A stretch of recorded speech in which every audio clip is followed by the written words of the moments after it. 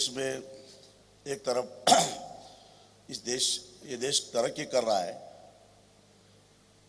धीरे धीरे विश्व में एक आर्थिक महासत्ता के रूप में हमारा देश उभर रहा है।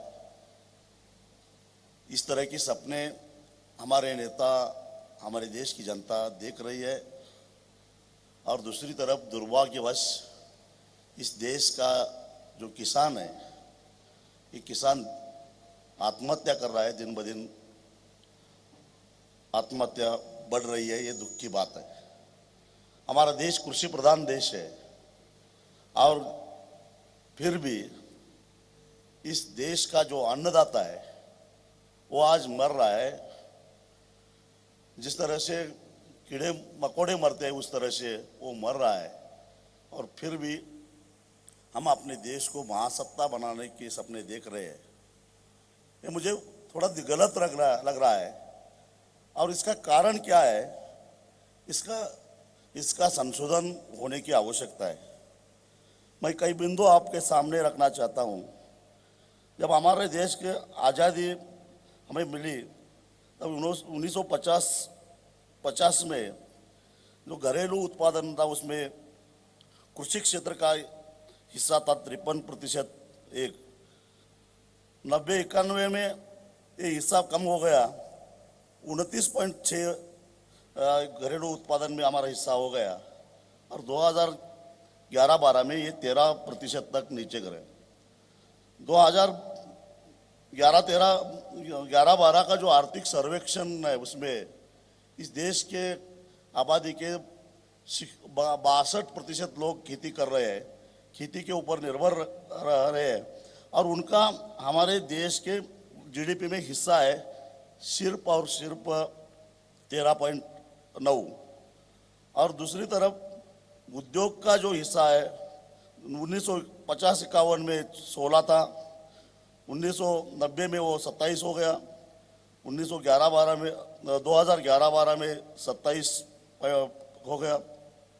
सर्विस सेक्टर का हिस्सा 30% से 59% तक बढ़ गया और खेती का जो हिस्सा है वो धीरे धीरे कम होने लगा। लेकिन फिर भी जब हमारा देश आज़ाद हो चुका था उस वक्त हम अनाज के ऊपर, अन्न के ऊपर आत्मनिर्भर नहीं थे।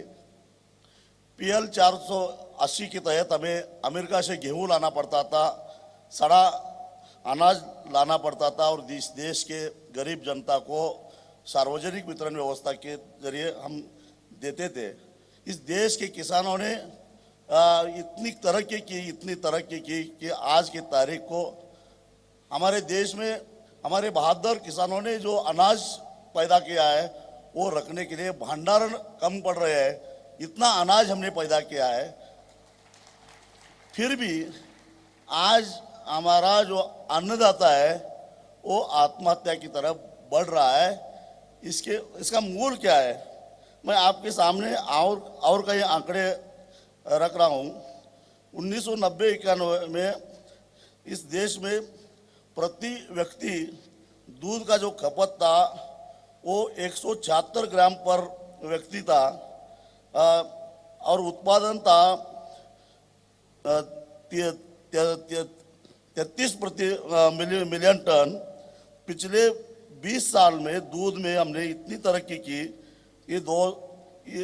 इस साल हम प्रति व्यक्ति 281 ग्राम प्रति व्यक्ति इतना दूध दे रहे हैं। दूध का उत्पादन 121 मिलियन टन बना है। अनाज के बारे में यही हो रहा है, फिर भी किसान क्यों आत्महत्या कर रहा है? इसका एक ही कारण है, किसान अपने खेती में जो खर्चा करता है उसका जो लागत है वो लागत में उसको वापस नहीं आ रहा है। एक कहावत है गांव में, 100 का 60 करना और बाप का नाम चलाना, इसी को खेती कहते हैं।